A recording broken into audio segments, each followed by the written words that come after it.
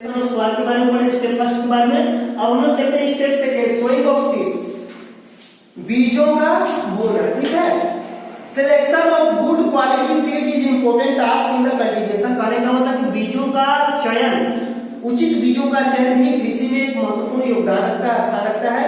Good quality seeds can give only good crops, therefore sowing is also important part of it.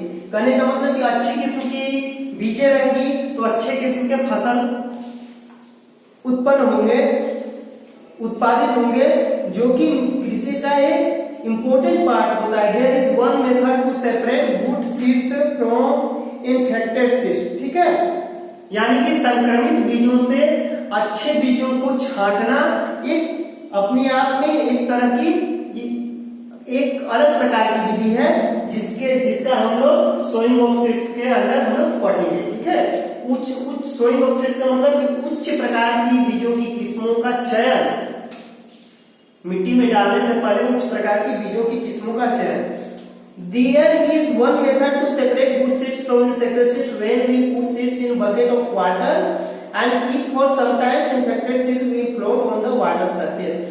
तो हम लोग अच्छी किस्म की बीजों का चयन कैसे कर पाएंगे? तो बीजों को, कहने का मतलब कि बीजों को बोने से पहले क्या किया जाता है, इन्हें एक बकेट में डाला जाता है जिसमें पहले से पानी हम लोग ले लेते हैं।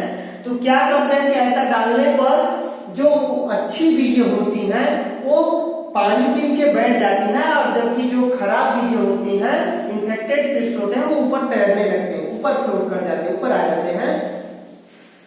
जिस तरह हमें अच्छी और इन्फेक्टेड बीजों की चयन में मदद मिलती है। Now separate infected seeds and collect good seeds. इस प्रकार हमें उन इन्फेक्टेड सीड्स को छांट देना चाहिए और अच्छी बीजों का चयन कर लेना चाहिए, उन्हें अलग कर लेना चाहिए। There are many two methods of sowing the seeds, traditional method and seed drilling method. हमारे देश में बीजों को डालने की दो पद्धतियां हैं, एक जो पारंपरिक विधि है जिसमें कि किसान अपने हाथ से बीजों को खेतों में छिड़कते हैं, और दूसरी विधि है जो सीड के माध्यम, सीड ड्रिलर के माध्यम से खेतों में बीज डाला जाता है, मशीन के माध्यम से। The tool used traditionally for sowing seeds is shaped like a funnel. ठीक है, the seeds are filled into the funnel, passed down through 2 or 3 pipes having sharp ends. These ends pierce into the soil and seeds are placed there. ठीक है, the tool used traditionally for sowing seed, कहने का मतलब कि वह संयंत्र जिसका बीजों की बुआई में प्रयोग किया जाता है वह फनेल टाइप का होता है, नलिका नुमा रचना होती है, जैसे सीड्स इसके अंदर सीड्स भरे जाते हैं। ये सीड ड्रिलिंग की बात कर रहा है यहाँ पे, जिसके अंदर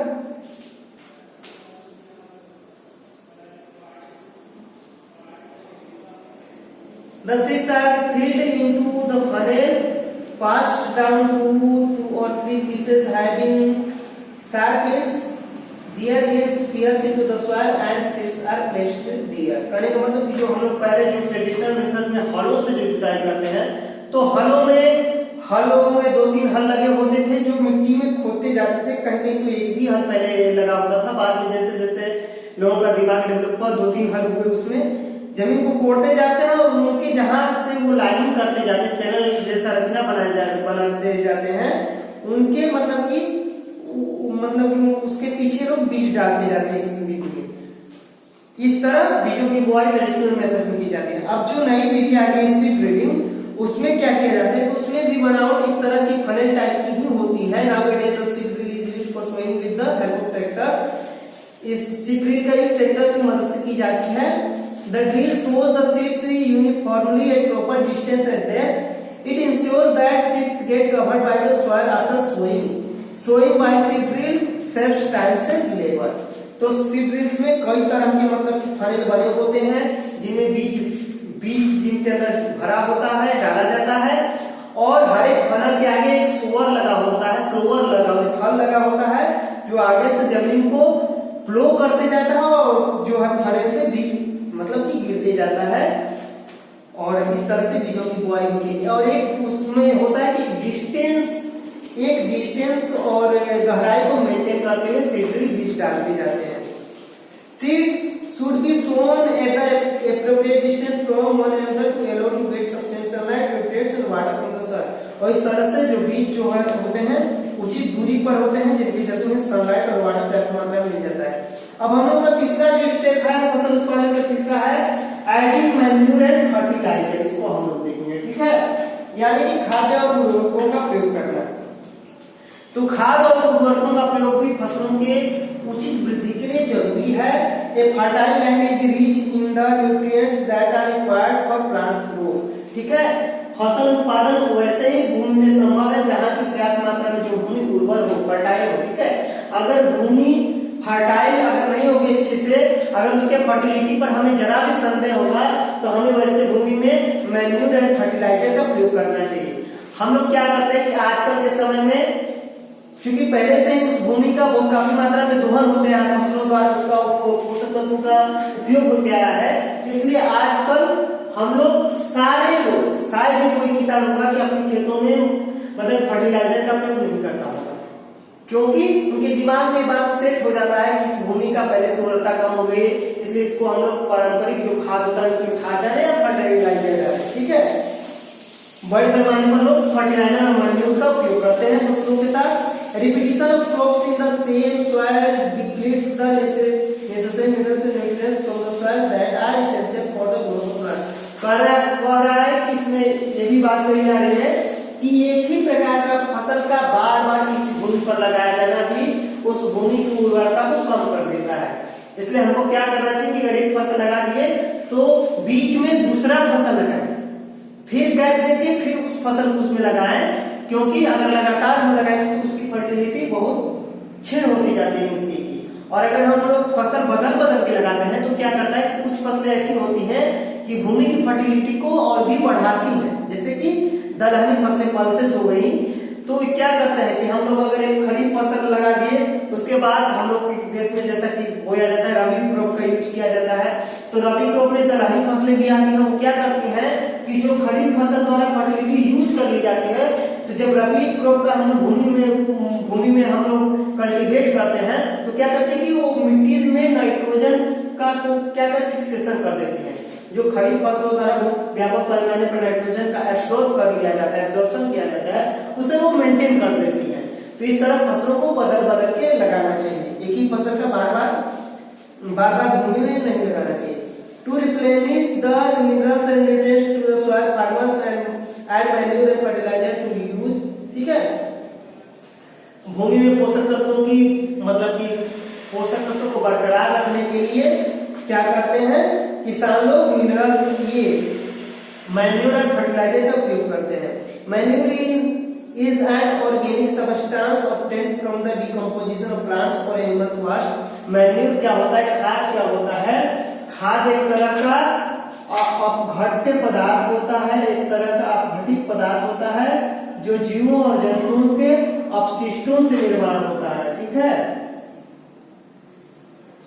जीव जंतुओं के अपशिष्ट पदार्थों से निर्माण होता है, पेड़ पौधों के पत्तियों से, फूलों से, सड़े गले अंशों से निर्माण होता है, या जीवों के सड़े गले अंशों से निर्माण होता है, ठीक है। और फर्टिलाइजर क्या होता है, तो फर्टिलाइजर जो होता है कारखानों में, फैक्ट्रियों में तैयार होता है केमिकल सबस्टांसेस की मदद से, रासायनिक पदार्थों की मदद से तैयार होता है। तो हम लोग का मैन्यूर जो होता है ये तो हमें नुकसान पहुंचाता है, लेकिन मैन्यूर हमें नुकसान नहीं पहुंचाता।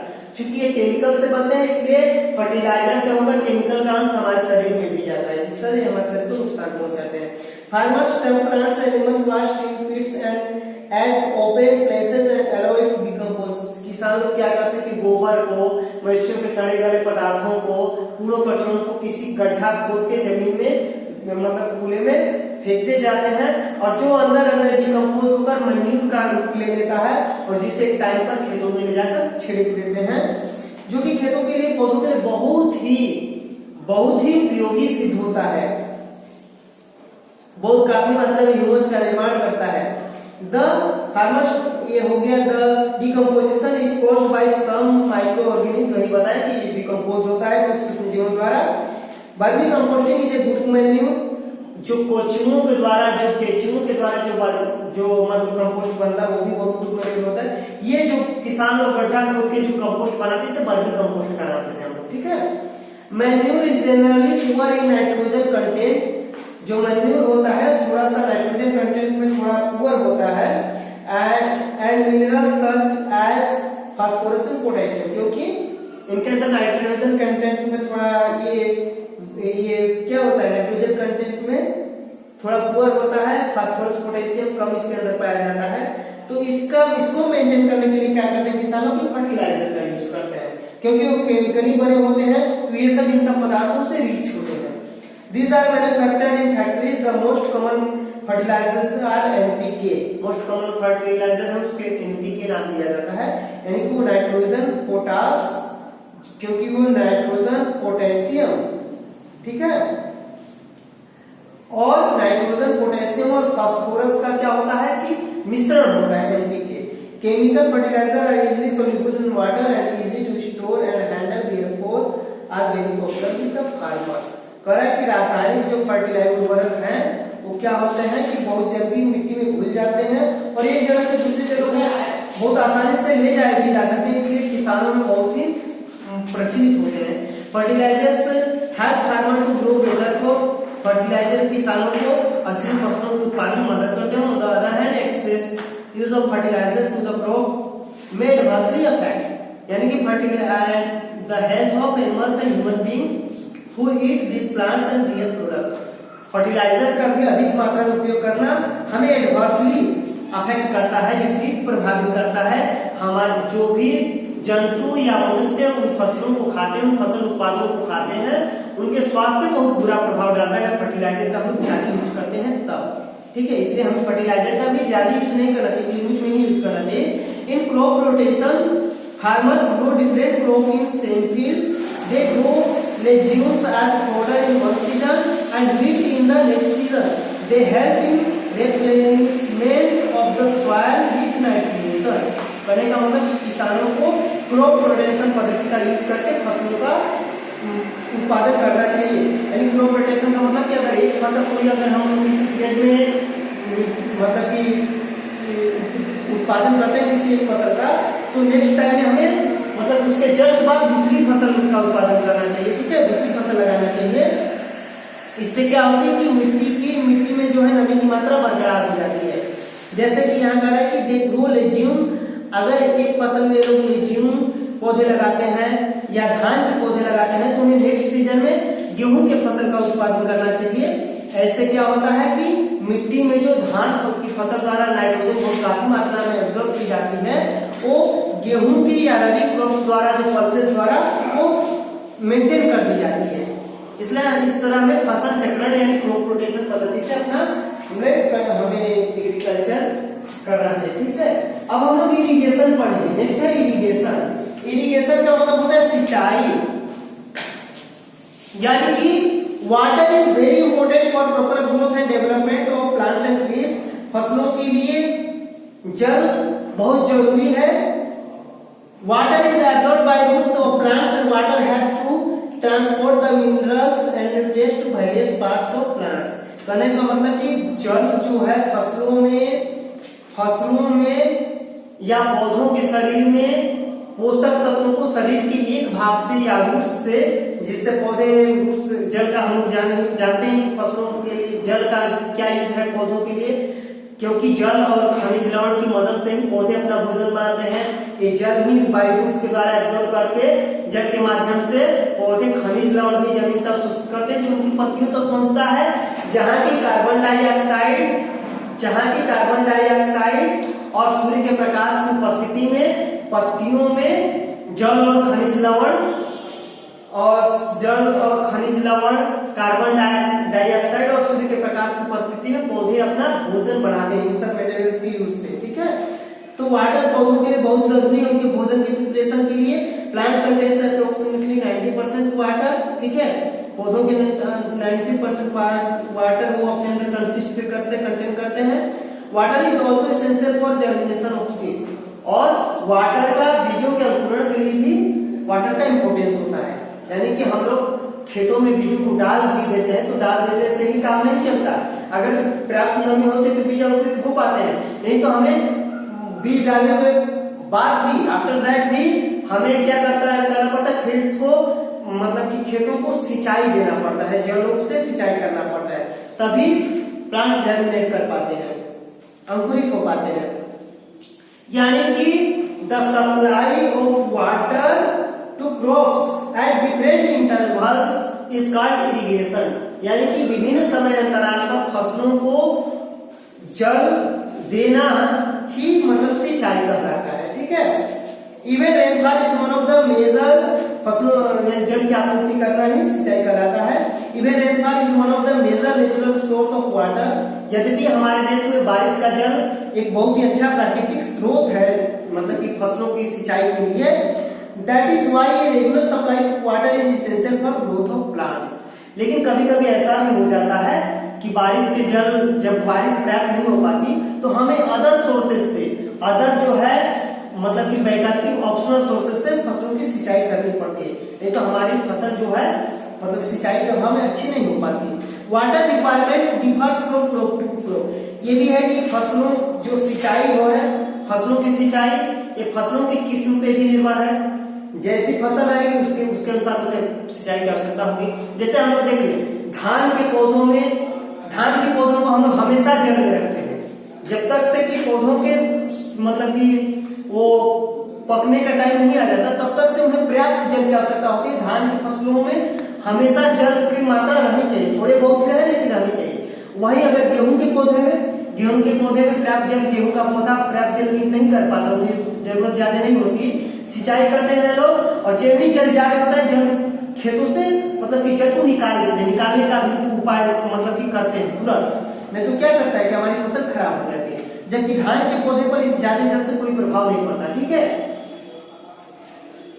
अब हम लोग नेक्स्ट पढ़ते हैं, क्योंकि धान के जल को ज्यादा जल की आवश्यकता होती है, कहने का मतलब मेरा ये है, और दलहनी पौधों को और भी कम जल की आवश्यकता होती है, क्योंकि उन्हें ज्यादा जल देते हैं उखड़ जाते हैं, ठीक है।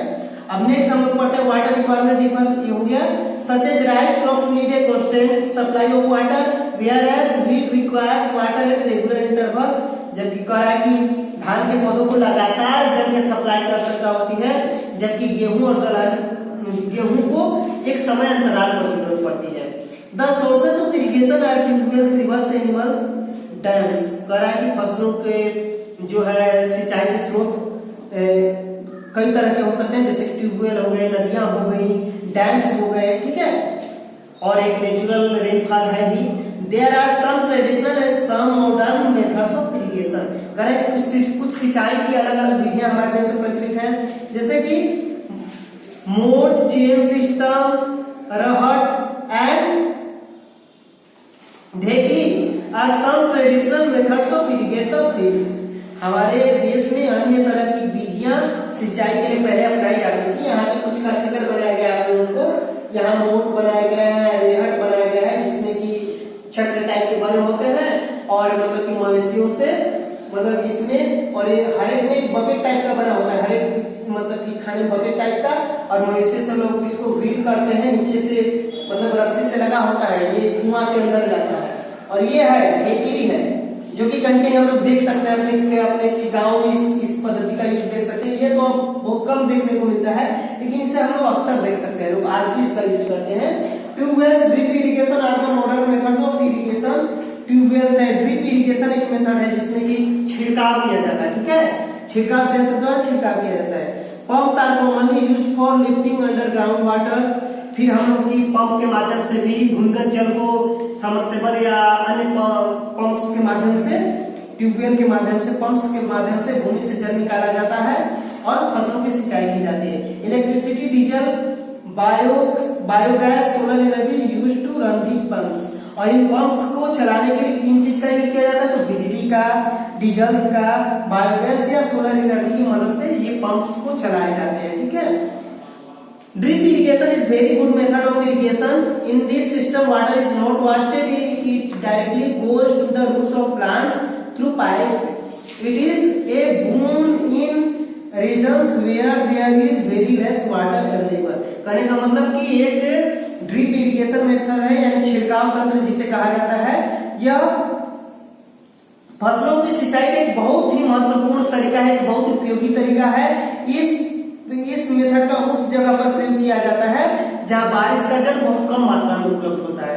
ऐसे छिड़काव तंत्र में ड्रिप इरिगेशन मेथड में क्या किया जाता है कि मशीन से जल को छिड़का जाता है, जिससे जो है जल इधर उधर न बिखर कर डायरेक्ट पौधों की पत्तियों पर जाता है और पत्तियों के माध्यम से सीधे पौधों की जड़ों में सीधे पहुंचता है। बड़ी बड़ी पत्तियां मतलब कवर किए रहती है पूरे फील्ड को, तो पत्तियों पर गिरता है जिससे वो सीधे पौधों की जड़ों में जाता है। ठीक है, और इस तरह से जल बिखर नहीं पाता, भूमि पर बिखर नहीं पाता और जल का मतलब कि बेकार कहीं नहीं जाने पाता, जो भी जल होता है सीधे पौधों की जड़ों तक जाता है।